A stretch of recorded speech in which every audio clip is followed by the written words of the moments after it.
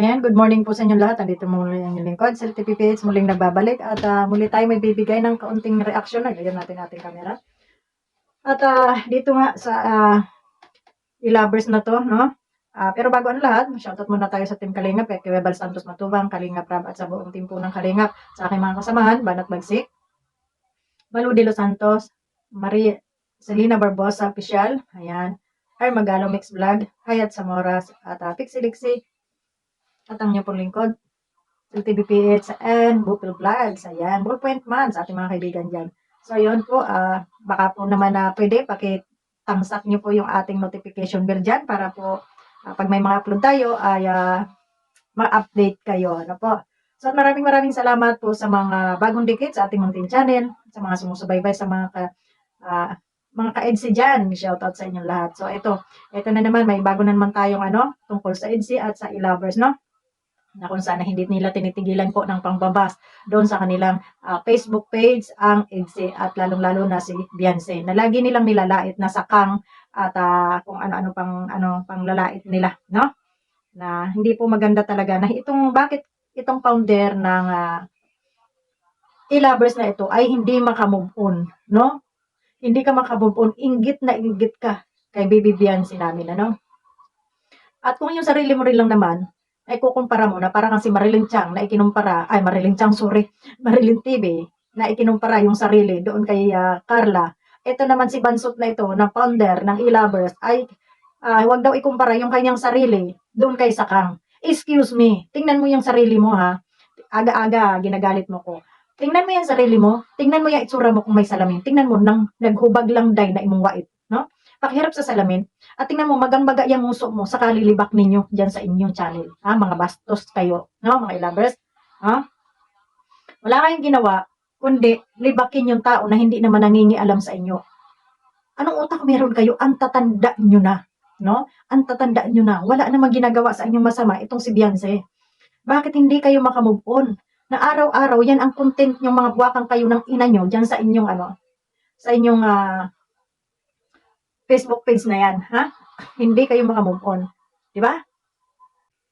So yun, hindi makamove on itong e-lovers na ito. Okay lang sana kung pag-usapan niyo yung mga sarili niyo diyan, At walang problema kung ang inyong laging nakapost diyan ay yung mukha ng inyong Erica. Kaya nababas yung Erica ninyo dahil din sa mga katsismusahan ninyo. Sa totoo lang, nagbaga lang na inyong mga wait diyan, yung mga bunganga nyo, ha? Kumapal na lang, iharap niyo yung mukha niyo sa salamin.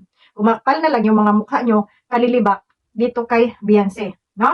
Na kesyo sakang, kesyo ang paa parang pinitpit na luya, hindi kayo makamove on dito sa issue na to, At saka, alam mo ikaw nabansot ka, ha? Itong nag-ano ng na to,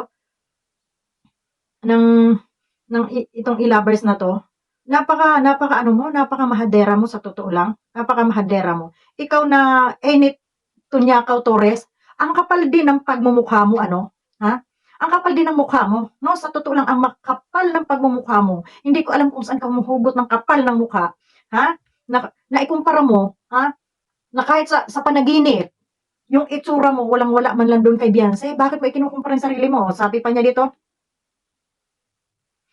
kung hindi ka mo nga hangag, i-compare nyo ko kay Bakang, anuman glamorokos lang gali na ya, higko abi sang tiil, biga lang na balan, biga lang daw, landi lang daw ang nahibawalan, ay ikaw na putang ina mo ka. Ano ba ang nalalaman mo? Akala mo hindi ko naiintindihan itong waray-waray mo na to?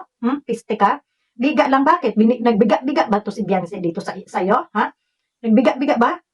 Kung sinasabi mong Bakang, kumusta naman yung height mo? Ay mukhang tatamtax din lang naman yung katapat mo, no? No? Base pa lang diyan sa itsura mo, ha? Ay bansot ka na. Eto mga kababayan, mga kaedse, sino ang hindi mabubwisit dito sa babaeng ito? O laging sinasabi, landi lang daw ang alam ni Beyonce, Bakang pa. Ayan, sobrang panlait na tong hayop na itong babaeng na ito, na bansot na itong pagkapangit-angit na napakakapal ng labi, no? Hindi mo ba nakikita yung labi mo dyan, yung nguso mo kumakapal na, ha? Sa kadadaldal mo, sa kalilibak mo, hindi ka makamove on. Inaano ka ba ni Beyonce? Ha? Wakang ka na, ina mo, ha? Inaano ka ba? Ha? At sasabihin mong nagbiga-biga lang. Ito, mga ebidensya to ng inyong mga panlalait dyan. Hindi kayo makamove on, mga tarayso. Ang tanong ko, inaano ba kayo ni Beyonce? Bakit lagi niyo sinasabihan na nagbiga-biga lang yung bata? Ha? Ikaw, ilang taon ka ng punyemas ka? Buwakang ka ng ina mo. Ilang taon ka na, ha? Tunyakaw. Ha? Hindi ka talaga makamove on eh. No? Hindi ka makamove on? Ha? Kapal na mukha nito.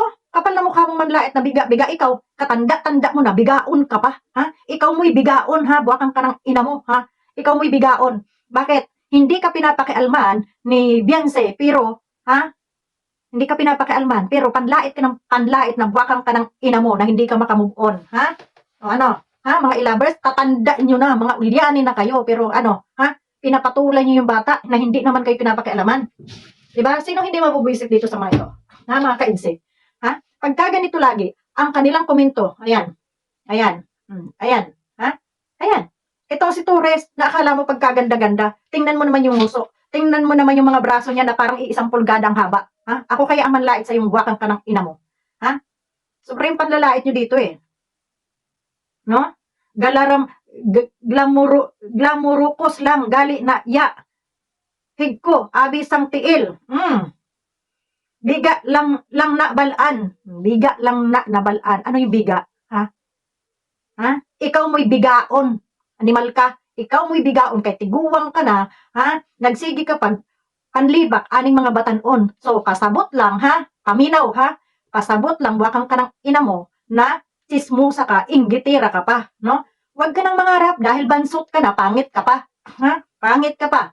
Ako na nagsasabi sa'yo, pangit ka, kaya panlibak ka ng panglibak, panglait ka ng panglait. Nasasabihin mo sa kang ikaw, tingnan mo nga yung katawan mo. Piki, ha? Nabansot, ha? Naiisang dangkal ang haba ng binti mo yata ng braso mo, ha? Bansot ka, ha? Manahimik ka, ha? Gusto niyo talaga ng away, gusto niyo lagi ng gulo, ano? Ang kakapal ng mga mukha niyo, mga animal, ha? Di ba? Itong mga i-lovers na to eh, no? Hindi makamove on. Ha? Move on din, matatanda na kayo. Huwag niyo ikumpara yung sarili niyo dito kay dito sa bata. Bata pa ito, ha? Hindi ito naglalandi. Kayo ang malalandi dahil marurumi yung mga kaisipan ninyo. Sa tatanda ninyo yan, marurumi ang mga laman ng utak ninyo, ha? Mga ano kayo. Ha? Ang dudumi ng mga utak niyo, ang tatanda niyo na. Ha? Bata yung kalaban niyo. Ha? Aba, hoy, tunyakaw. Ha? Manahimik ka, nakakaya ka. Ilang taon ka na ba? Ha? Baka may apo ka na nga eh, no? Tapos inaano mo yung sarili mo doon sa bata? Aba, wala ka na pinagkaiba doon sa isang reactor dyan na may tililing din yata sa utak. Ano kayo, may mga sira kayo sa utak? Ha? Aba, magpagamot na kayo, malala na kayo. Kasi hindi na normal yung mga pinagagagawa ninyo. Ha?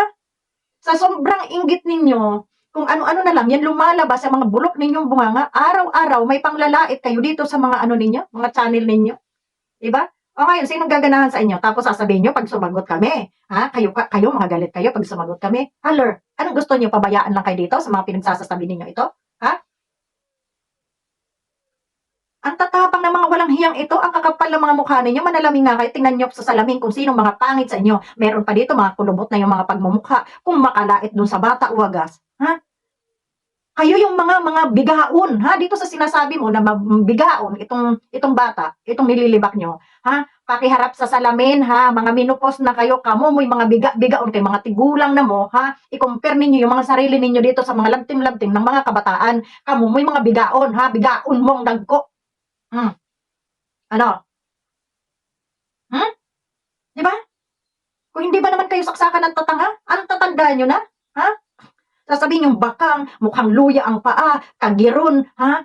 Bakang, kagiron, unsa pa ni, bigaon. Tama ba yung pinagsasabi mo? Ha, tunyakaw, putang ina ka? Ha? Nakakaputang ina talaga kayo, nakakapanggigil kayo, ha? Mga bakang kayo ng ina nyo. Nasabi ko sa inyo.